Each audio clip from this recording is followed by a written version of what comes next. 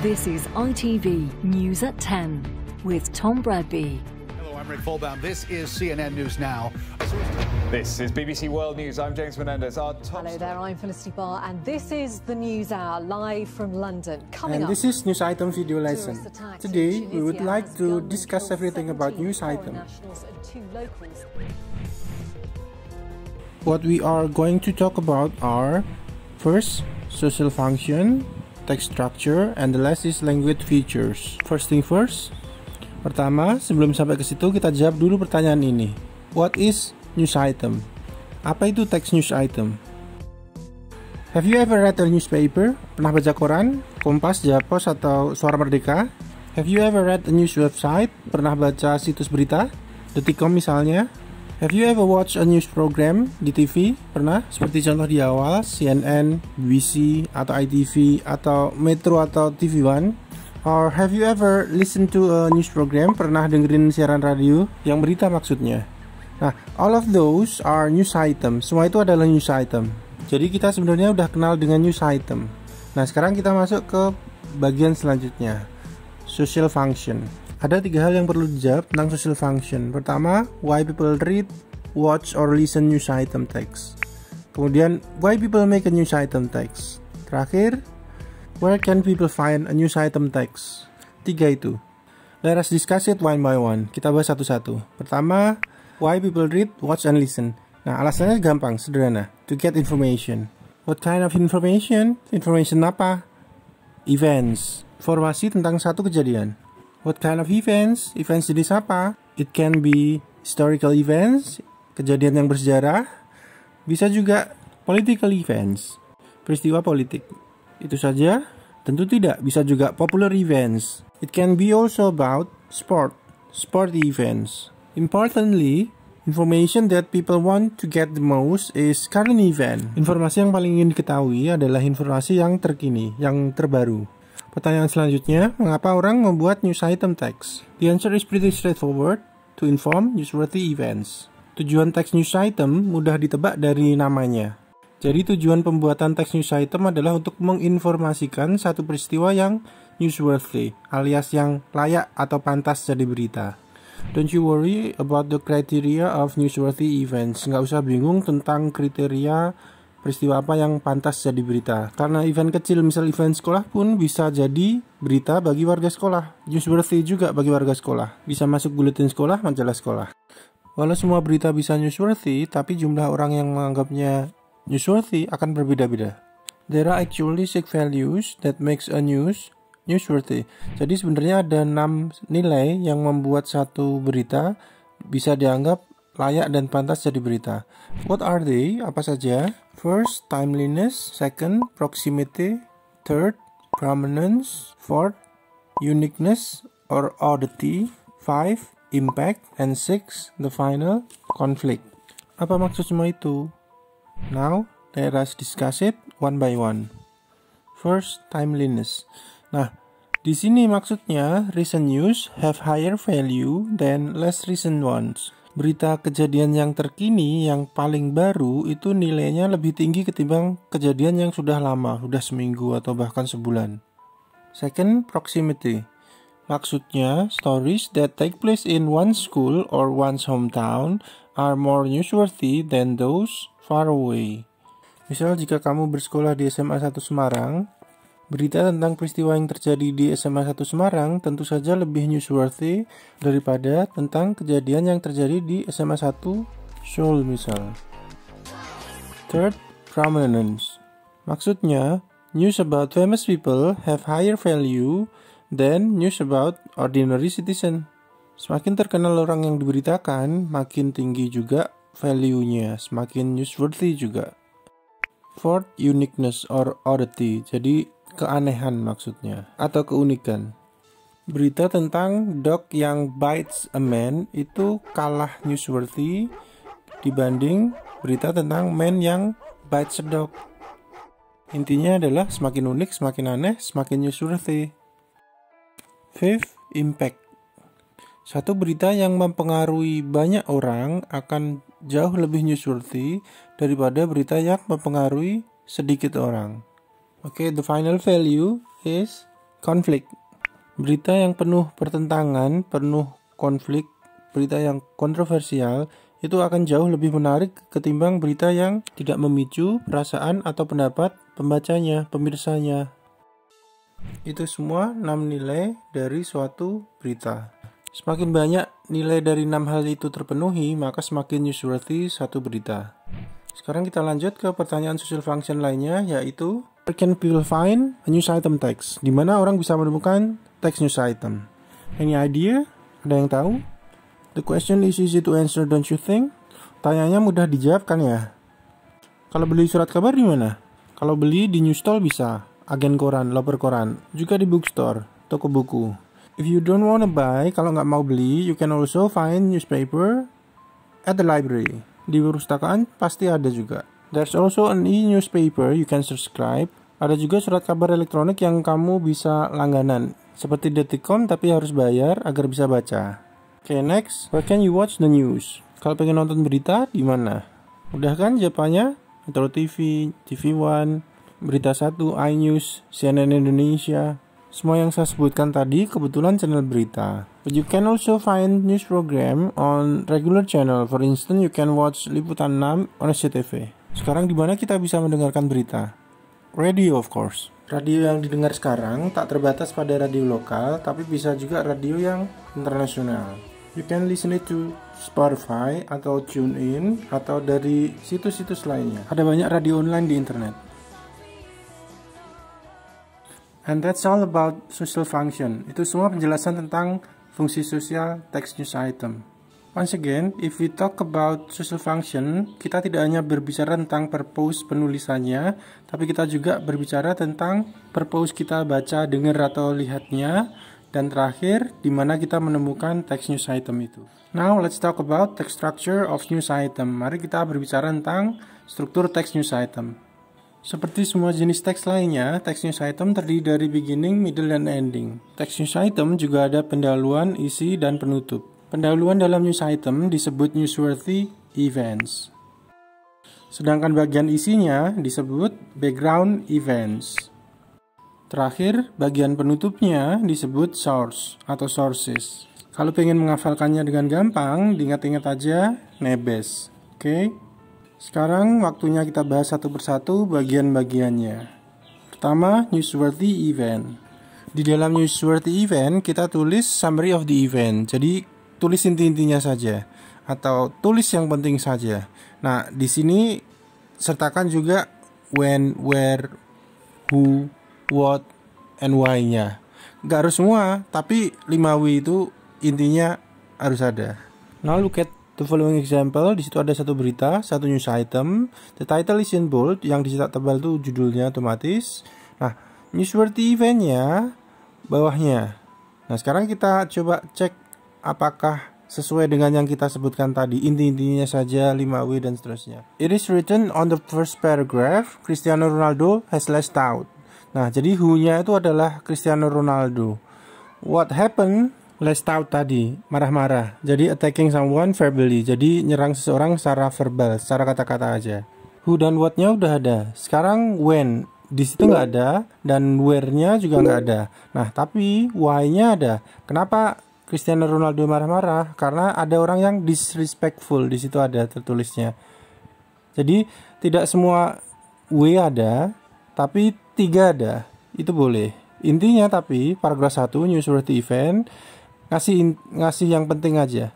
Paragraf 2 tentang apa? Kita bahas setelah ini, yaitu paragraf 2 berkaitan dengan tentang background event.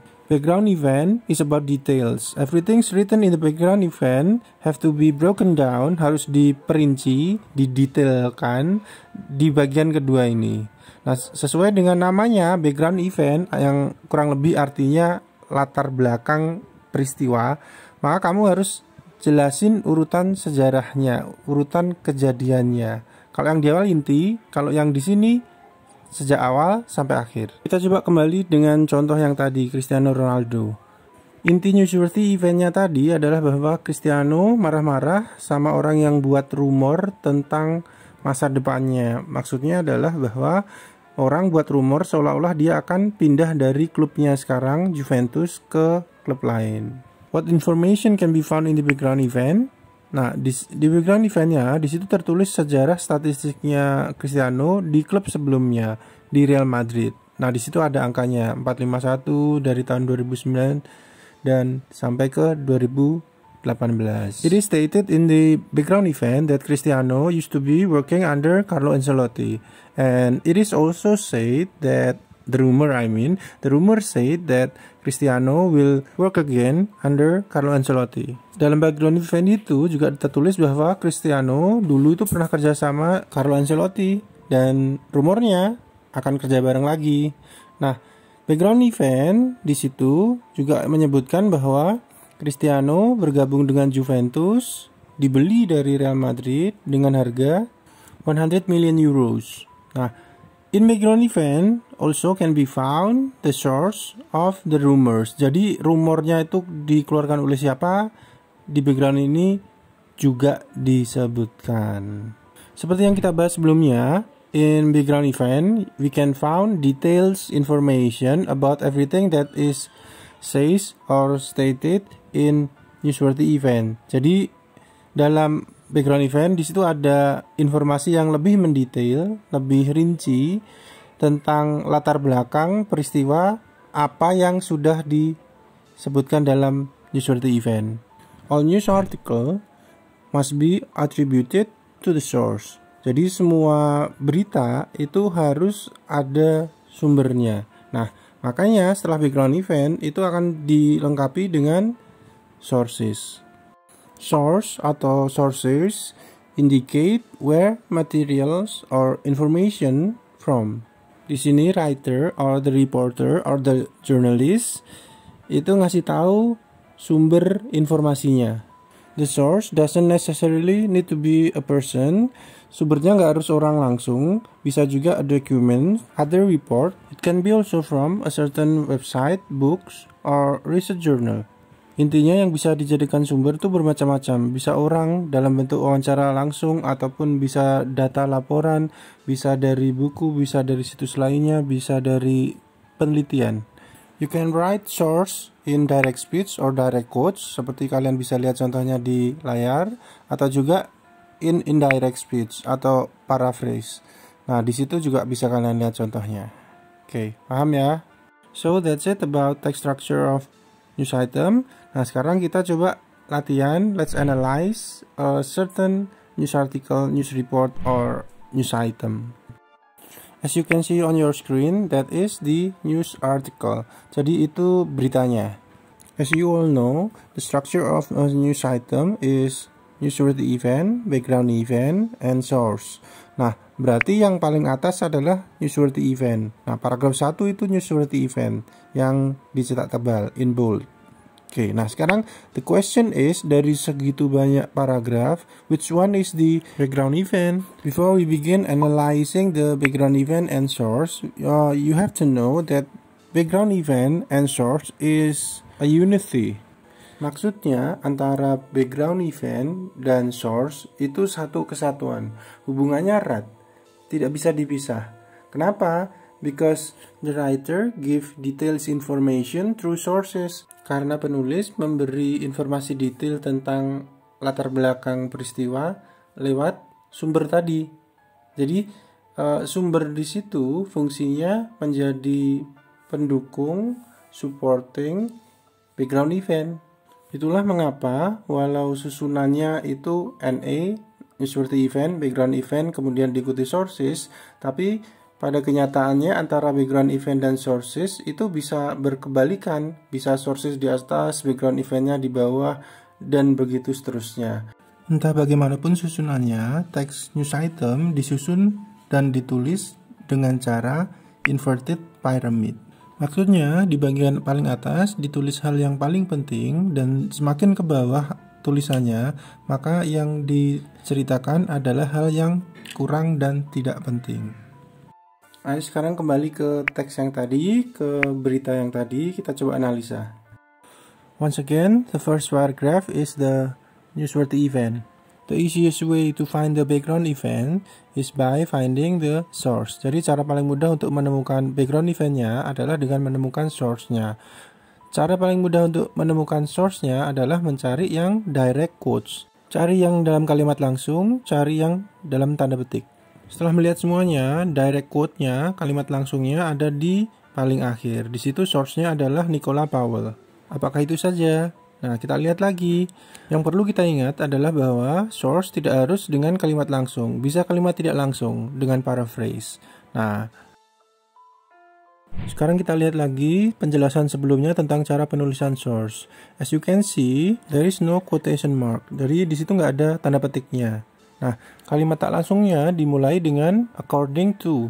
Jadi di situ tertulis according to reports. Sekarang kita coba cari kalimat tak langsung di teks sebelumnya. Kita cari according to. Sudah ketemu ya? Itu yang di garis bawahi merah. Nah, paragraf bawahnya itu juga masih source. Masih tak langsung. Kok tahu? Karena it di paragraf bawahnya itu refer to ke report yang ada di atas. Masih sama.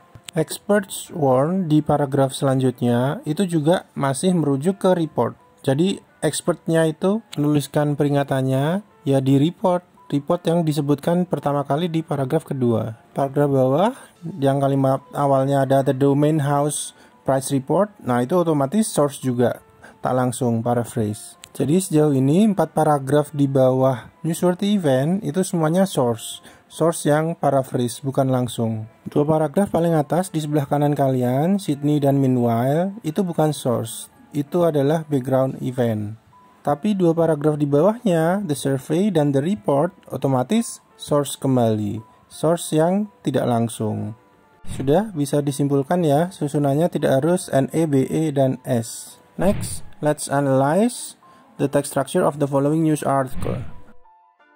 At the top of the article is the title. Now look at the first paragraph.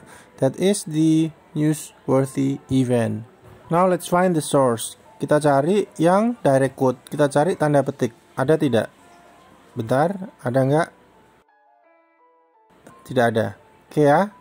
Sekarang kita cari source dalam bentuk indirect speech atau reported speech atau paraphrase. Ada atau tidak? Juga tidak ada. Without sources, the text structure of the news article is newsworthy event and background event. Jadi tanpa sources, tanpa sumber, susunannya cuma newsworthy event sama background event. But if you look closely, the article has something more.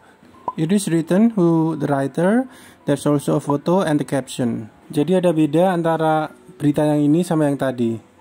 Let us now once again analyze this following news article. You can see at your screen there is a title and there is also the name of the writer. But between the title and the name there is something written.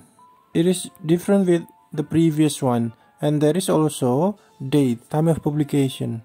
Sekarang kita coba lihat contoh lainnya. Nah, di contoh berikut ini juga ada satu kalimat yang disusun di antara judul dan waktu publikasi. Di sini tidak ada nama penulis, tapi setelah judul, sama seperti sebelumnya, tidak langsung diikuti dengan berita. News article has not only newsworthy event, background event, and sources, bahkan beberapa referensi menyebut newsworthy event, background event, dan sources dengan nama yang berbeda. Coba kita recap kembali. Ada 3 bagian teks news item, newsworthy event, background event, sama sources. Newsworthy event ini disebut juga dengan lead. Background event dan sources ini jadi satu, namanya body. Selain part ini tadi masih ada part lainnya, judul. Nah, judul itu namanya headline. Sedang kalimat yang ditulis di bawahnya headline namanya subheading. Tepat di bawah ini nama penulis bisa ditemukan, namanya byline. Di bawah background event, sources, atau body ada conclusion. Satu lagi yang melengkapi news item atau news article atau news report adalah foto dan captionnya. Sudah, itu semua bagian lengkap dari satu berita. Nah, sekarang kita coba analisa lagi.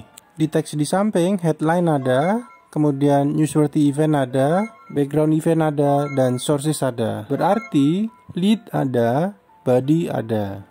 Next, teks lain. Di teks ini headline ada, subheading tidak ada, byline tidak ada. Newsworthy eventnya yang bagian atas itu adalah source. Kalian bisa lihat US Scientists say. Nah, di situ source. Jadi leadnya itu pakai sumber. Paragraf 2 dan 3 juga source. Di bagian akhir baru background event. Jadi kalau dilihat nebes, dia tidak nebes urutannya, tapi tetap dia lead kemudian body. Tetap inverted pyramid. Tetap yang paling penting duluan, baru ke bawah yang kurang penting. Tetap inti, baru yang ke bawah rinci. Oke, kita coba analisa satu lagi. Teks ini, headline ada, subheading ada, byline ada, lead-nya, sources. Coba kalian lihat di situ ada scientist said. Nah, itu sources. Ini yang paling awal sebenarnya tetap newsworthy event, tapi dia menyampaikannya, menuliskannya dengan sumber, pakai data. Intinya sources itu bisa di mana-mana. Dia bisa jadi lead, dia bisa jadi background event, dia bisa jadi newsworthy event, dia bisa jadi apapun. Jika sumbernya menyebutkan sesuatu yang paling penting, maka dia jadi lead. Jika source menyampaikan sesuatu yang kurang penting, sesuatu yang rinci, maka dia bisa jadi background event. Oke, that's all about text structure. Sekarang kita masuk ke language features. News item text mostly use past tense. Kebanyakan, tidak semuanya. Past tense terutama digunakan di bagian background event, seperti bisa kalian lihat di sebelah kanan. Kalimat di teks yang ada di sebelah kanan kalian, mulai dari the woman di bagian atas sampai the safari park, semuanya pakai past tense. Present tense bisa digunakan di awal teks, terutama ketika peristiwanya baru atau berita terkini.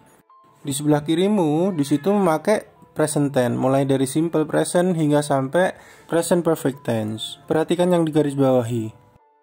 Pada bagian sumber, kalimat langsung atau tak langsung bisa digunakan, seperti sudah dijelaskan di awal. Di teks yang ada di hadapan kalian, dua-duanya ini digunakan. Kalimat langsung digunakan di paragraf 2 di sebelah kanan, kemudian tak langsung digunakan di paragraf 3 bawahnya. Juga di paragraf 1 di sebelah kiri dan juga paragraf 1 sebelah kanan. Dua-duanya memakai kalimat tidak langsung dan dua-duanya menggunakan sumber. Oke, kita sampai di bagian akhir materi ini. That's everything about news item. Deeply apologize for any mistake. Mohon maaf kalau ada salah. If you have question, feel free to contact me. Silakan hubungi saya. And thank you. See you. Bye.